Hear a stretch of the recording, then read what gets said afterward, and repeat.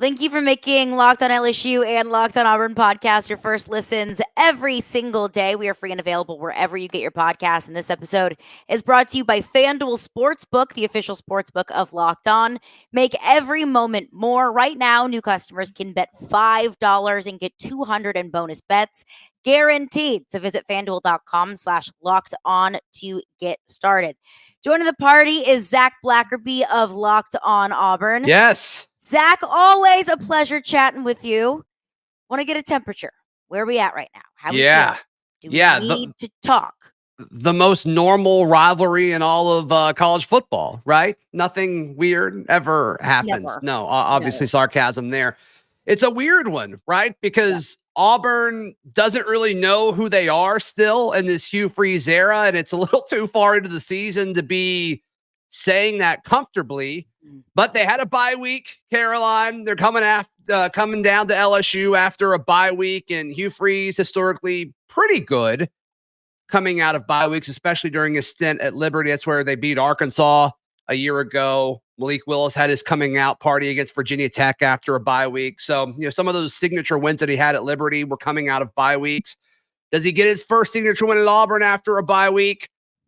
Maybe, but I guess it's possible. And that's where I want to start is just the unexpectedness of this matchup every single year. And I know that it might sound like a lazy argument to say, well, this game's always weird, so we don't really know what to expect. But really, I mean, last year, Brian Harsin in his final year at Auburn I just felt like Auburn was an identity-less team last year. Yeah. Jaden Daniels threw for 80 yards in that game. It took a scoop and score for LSU fans to maybe breathe a little bit of a sigh of relief. And then you can go back to, the game at Tiger Stadium in 2017, where LSU came back, where it felt like they were down 50-0, came back to win. 2016, Les Miles can't manage the clock, and then he gets fired. And then the earthquake game and the barn burner game. I mean, this rivalry has y'all set our trees on fire a few years ago. Sorry about that. That's okay. It wasn't you. It wasn't you. Well, yeah. I speak for the entire LSU fan base to say sorry. Our bad. Didn't mean it. But sad that this is the final year where this is an annual game. Yeah. That was probably the worst part. And you and I both hopped on the Locked On SEC schedule reaction show, and we both kind of shared the same sentiment. Like, this is a fun rivalry. This rivalry is good for the SEC. It's good for college football. It's good for sports in general. And it's a shame that we will be losing it every year. But Caroline, going into this game, a big thing that I've talked about where kind of Auburn, I think, has an edge is it's off of the football field. And I want to get your thoughts on this. So LSU, 2 emotional games, right? They had to score. They scored 50 points and lost, which is crazy to think about. In Oxford, they return home to practice and they go to Columbia, Missouri. And that game was closer than I think a lot of people realized. Then obviously LSU pulled out towards the end of the game to ultimately win. But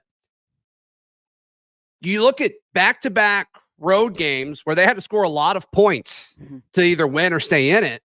And then they return home and they're hosting an Auburn team that's coming off of a bye week. Do you think that matters, or am I looking at this through orange and blue glasses? I really don't know if it does. Yeah. Because I understand the sentiment of back-to-back road games in SEC environments. And it was both of those games. I mean, they were emotional and stressful for me, much less if you were on the sideline wearing an LSU jersey.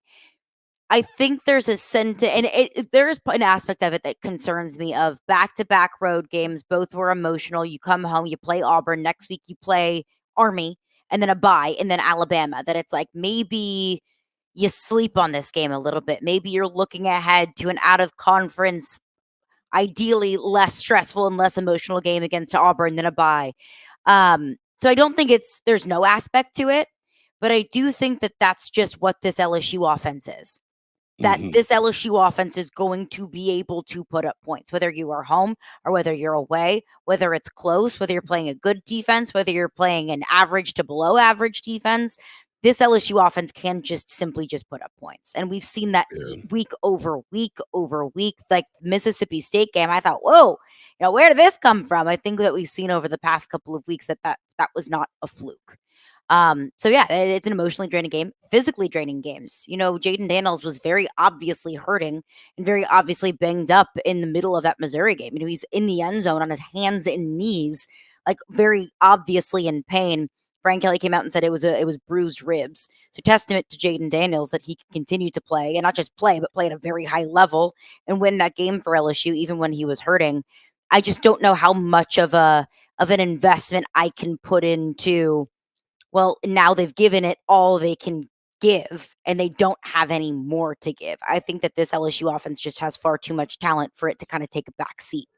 It's explosive and it appears deep. I mean, there's so many different weapons Jaden Daniels can go to, and he's so good at seeing the entire field and taking what the defense gives them, right? And some of that is poor discipline by pass rushing. With Missouri, they just wanted to go inside. Jaden's so good at just taking a few steps out and buying him an extra several seconds to see the field. Or, of course, he can use his legs to run. He's dynamic in so many different ways, but also just seeing the coverage. I mean, he's more than just this athletic quarterback. He's able to see the field, and the game just seems slower to him than it does everybody else that he's playing against, which is a huge testament to what LSU has done with his development since he arrived there via the portal. But I'm just interested to see your thoughts, Caroline, on where does this Auburn defense in your mind stack up versus the other defenses that LSU has played so far this year?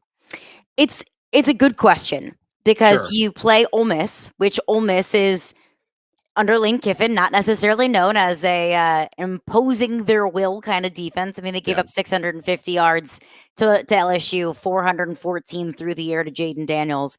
I mean, that game was truly like a Big 12, like Oklahoma, Texas in 2014 kind of game. So it's not necessarily the best defense in the SEC, but I do think it's an improved defense under Pete Golding. I think it will be much improved over the next couple of years. Missouri, good defense. Not great defense. They were able to get a decent pass rush, and Jaden Daniels, especially in the first half, able to, limit, I think, what LSU wanted to do in the run game. And I think that Logan Diggs was able to just overcome that.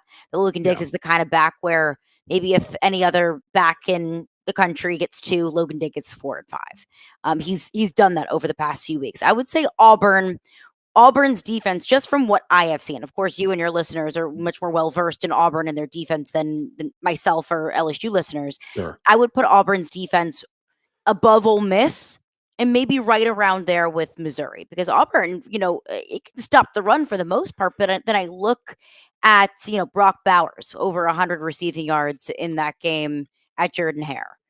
That's also Brock Bowers. Like, he's just a freak, like an absolute freak of nature. But they were able to stop Georgia's run game for the most part. I mean, Dejon Edwards is a back that can put up 100 plus points a game. They limited him to just about 75 against Auburn a few weeks ago. So I do view that as an interesting aspect of that Auburn defensive front, that Auburn run defense against an LSU team that really uses the run a lot, that uses the run to set up the pass, whether it's with the quarterback, whether it's with Logan Diggs, or whether it's with the rest of LSU's running backs, Josh Williams, Noah Cain, so on and so forth. I think that'll be an interesting matchup in this game to watch. Yeah, and Auburn's ability to rush the passer, I think, is going to be crucial. According to Pro Football Focus, Jaden Daniels, 26% of his passes, he's under pressure, and that's just counting when he passes the ball. It's not counting when he scrambles or chooses to leave the pocket and use his legs. So LSU's offensive line is very good, but the opportunities for Auburn to end the play by keeping Jaden Daniels in the pocket, they're there, but it's really hard to do. And so can they do that? Auburn lost their starting defensive end for the season during the bye week, Mosiah Nasili Kite. He was a transfer from Maryland this offseason. So now it gives more snaps, you have to think, to Auburn's prized freshman 5-star defensive end, Keldrick Falk. Auburn fans have been kind of wondering why he hasn't gotten more snaps. If Auburn's going to win on Saturday, they've got to rush the passer. And I think it's either going to come from the freshman, Keldrick Falk, or the defensive tackle that's had an outstanding year so far, Marcus Harris. So for the LSU folks, those are the two guys defensively up front that I think you need to keep an eye on. And I think LSU fans might know, an injury to a starter sometimes is weirdly the best thing that could happen. That it's almost a blessing in disguise. And I don't mean to sound vulgar in saying that, but I think LSU experienced that. Omar Spates was out against Mississippi State. That gave Whit Weeks an opportunity, true freshman linebacker Whit Weeks, to come in. And I think we all saw Whit Weeks is a dude. Like, Whit Weeks plays not like a true freshman.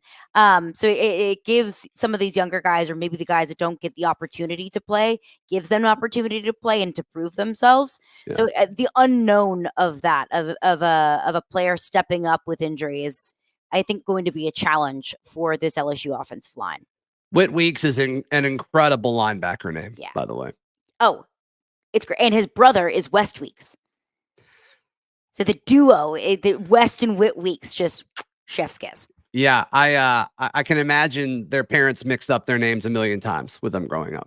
I have mixed up their names a million times in the 3 months that Whit Weeks has been an LSU Tiger. Right. But want to continue the conversation coming up next, some matchups to watch. Also, Jaden Daniels on a Heisman watch. What does that mean this weekend? What does Zach think about that? A third-party opinion. Jaden Daniels getting to New York City. We'll get into that coming up next. But first, I want to tell you about FanDuel.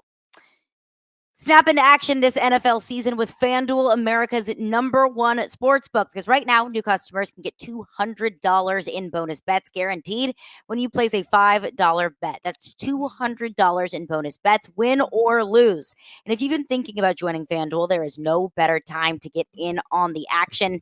The app is so easy to use. There's a wide range of betting options, including spreads, player props, over-unders, and so much more. So visit FanDuel.com/locked-on and kick off the NFL season. FanDuel, official partner of the NFL. All right, thanks for making Locked On LSU and Locked On Auburn your first listen every single day. And hey, college football season is here. And this season, Locked On is kicking up our coverage with Locked On College Football Kickoff Live.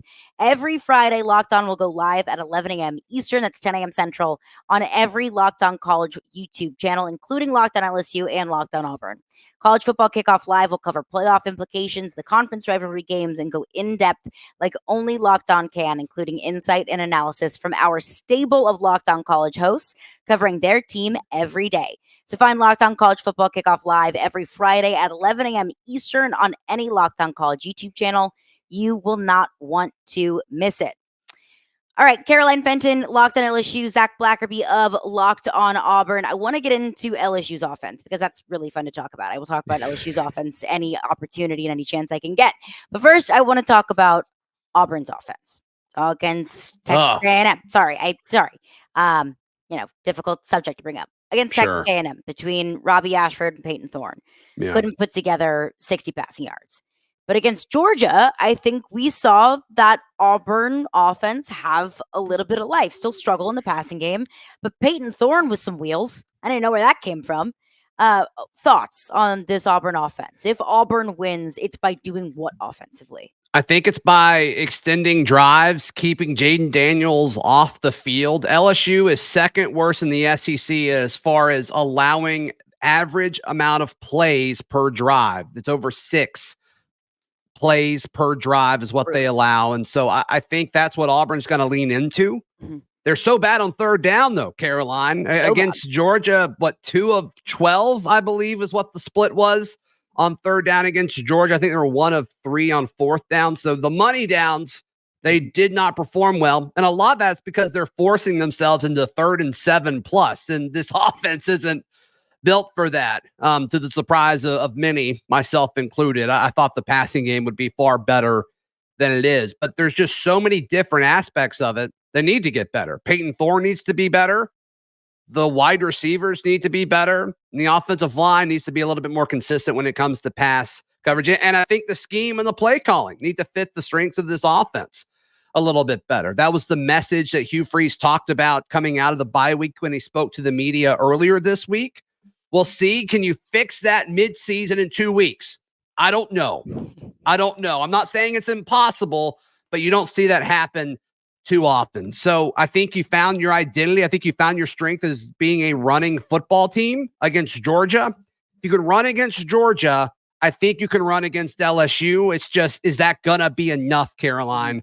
Because if this turns into a track meet, it's over for the I was about to say for the Tigers, but for the Auburn Tigers. I caught myself doing that last week. So now I'm in the habit of saying just LSU. Yeah, the Tigers are going to win. The Tigers will win on Saturday. If I heard that one more time, I swear. You don't think it's funny? I'm over it. Over it. And it was like the national championship game in 2019. The Tigers in Death Valley are going to win between LSU and Clemson. Nice. Like, I get it, dads. I get it. Right. So when you said that they're bad on third down, I thought you were talking about LSU. I think you were talking about LSU's defense, because LSU's defense cannot get off the field on third down. And it doesn't matter if it's 3rd and 2 or if it's 3rd and 57. And I'm being dramatic, but they will give up 3rd and long. We saw it against Arkansas. I think it was really when it was on full display for me. Right. 3rd and 16, the defense just needs to get a stop. Just get a stop. And even you can give up a 12-yard run just for a treat if that's what you need to do. But they let KJ Jefferson roll out of the pocket and hit freshman tight end Luke Haas at Arkansas for like a 59-yard touchdown drive. This LSU offense struggles on third down. Now, maybe we saw a little bit of a breakthrough in that second half against Missouri. Maybe. At least got some timely stops and stops when they needed them. But it's almost like unstoppable force and immovable object in the Auburn offense that cannot convert on third down, and an LSU defense that cannot get off the field on third down. It's either going to be one or the other. I view this game. This is either going to be a breakthrough opportunity for Auburn's passing game, an opportunity for Auburn's offense to maybe find a little bit of life, or this is an opportunity for LSU's defense to build some confidence, for the secondary to try and feel like maybe, everybody's been dogging us all season long. Against an Auburn passing game that's struggling, maybe you can find a little bit of confidence and a few breakthroughs on that side.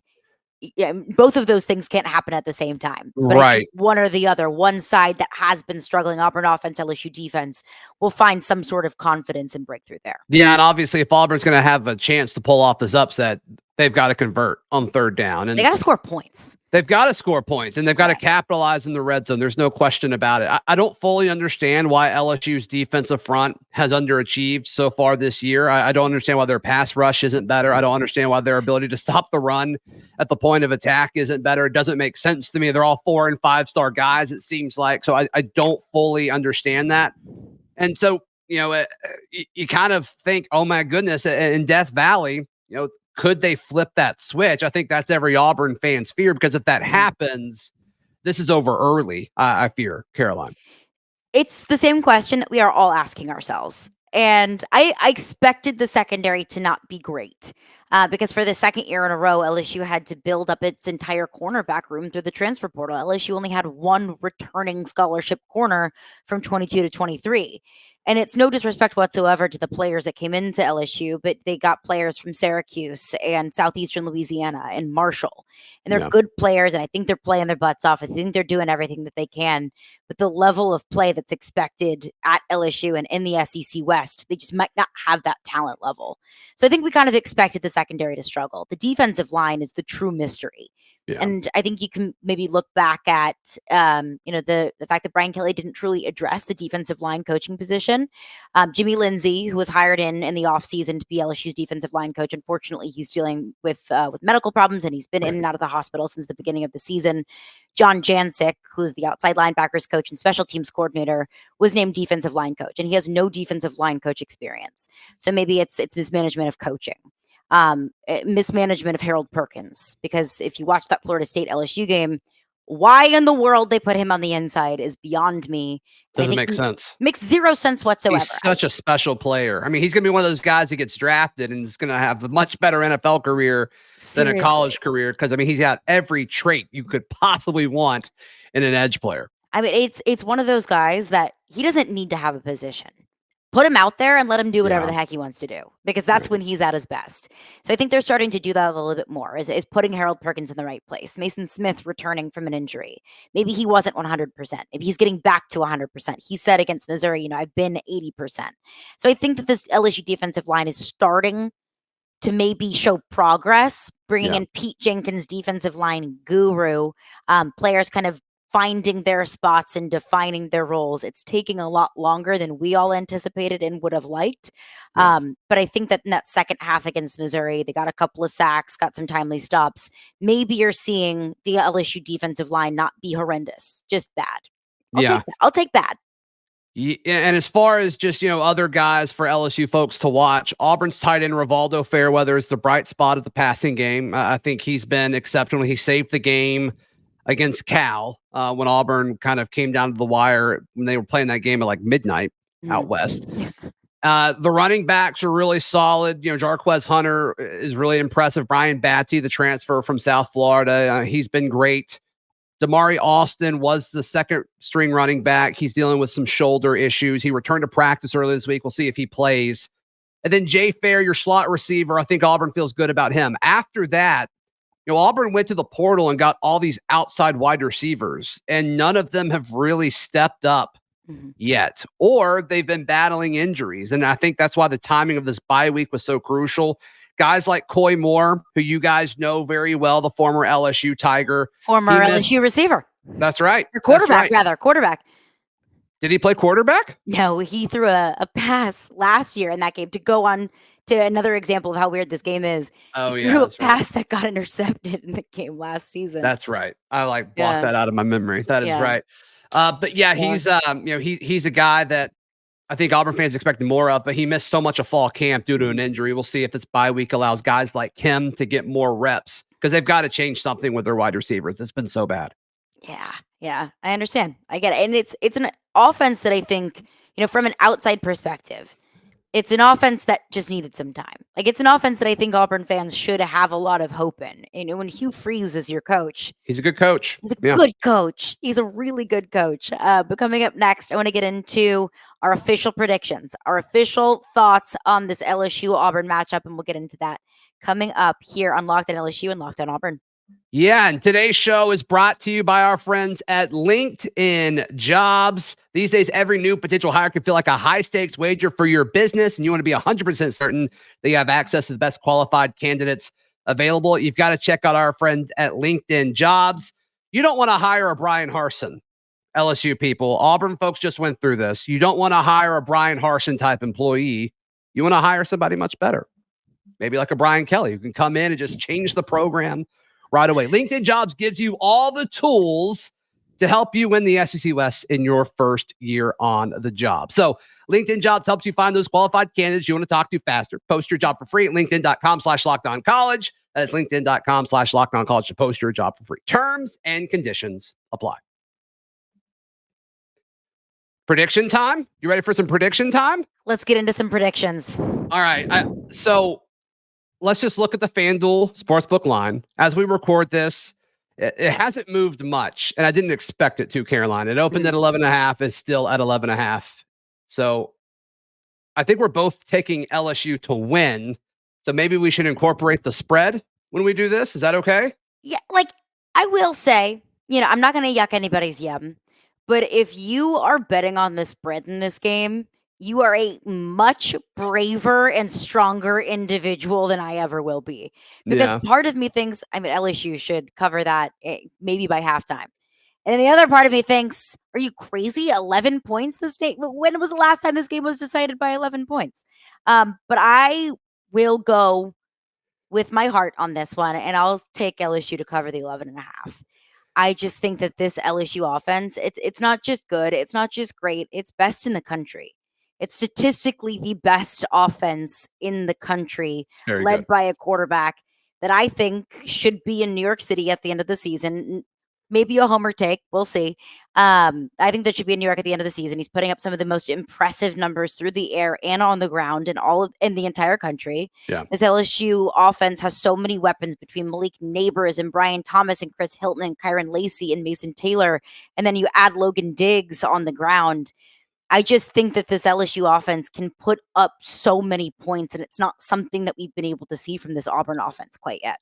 Yeah, I think the two most likely scenarios, I've talked about it throughout this week, Caroline, is LSU scores 2 touchdowns really quick in the first quarter, and Auburn has a couple of 3 and outs, and it's like, okay, the hole's too big, and then it's over. Or it's similar to Georgia, right? Where Auburn's in this unique situation where I think they're playing the best two players in college football in back-to-back games. It's Brock Bowers against Georgia, and now obviously Jaden Daniels this weekend, where they shut down Brock Bowers for 3 quarters. Then that fourth quarter is just, there's only so much they can do because Auburn and Georgia, they were tied going to the fourth quarter. That wouldn't shock me if that was the case. Yeah. But I think if that does happen, Jane Daniels is probably going to go off at some point. And it's just, have you done enough on the other side of the ball to kind of be able to match that? I'm not really buying that. So I asked you when we connected before we clicked record, I'm like, what's it going to be? And you said, it wouldn't shock me if it was 3 points. Wouldn't shock me if it was 24. And so I'm with you. I think it's going to be close, 75% through the game. And then I think LSU's offense is going to break down Auburn's defense. That's my prediction. So with that being said, like 11.5, like that's probably not enough, right? So I'm going to go with LSU as well. But I don't think the final score is going to be, I don't think it's going to tell the full story of like how close the game actually was, if that makes sense. I would agree. Kind of how Missouri LSU played out. Sure, I think it's going to be very similar to that. Yeah. 10-point game, a double-digit win for LSU, but they were down 15 in the first half. Yeah. A part of me wants to say 34-17. That LSU gets up early and they're able to maintain a lead, and maybe it's a garbage time touchdown from Auburn late in the game. Mm-hmm. Part of me wants to say 34-31, and it comes down to maybe similar to LSU Arkansas. Like, those who weren't familiar, back and forth game, and it was just a matter of who got the ball last, and it happened to be LSU. Who scored last, it happened to be LSU. I wish that I had a better prediction for you, but there is truly no in between with this. No, I think we're in the same boat. I think we're in the same boat there. So, Caroline's, all of your LSU folks, if you want the Auburn side of this and the Auburn side of the reaction, you can check out Locked On Auburn wherever you get your podcasts. And of course, we're also on YouTube. Zach, always appreciate you. Enjoy the game on Saturday night. You can check out me and more Locked On LSU breakdown on your preferred podcast platform. And you can also check us out on YouTube as well. For Zach Blackerby, I am Caroline Fenton. Thank you for making Locked On LSU and Locked On Auburn your first listens every single day. Zach, what can the people find on Locked On Auburn tomorrow? Yeah, we'll continue breaking this down and give more predictions. We'll predict more things. And of course, tell Auburn folks how Auburn can pull off this upset. And same on the Locked On LSU side, 3 keys to victory, the things that LSU needs to do, 3 things that LSU needs to avoid in order to solidify a win at home in Tiger Stadium. All of that coming up on tomorrow's edition of Locked On Auburn and Locked On LSU.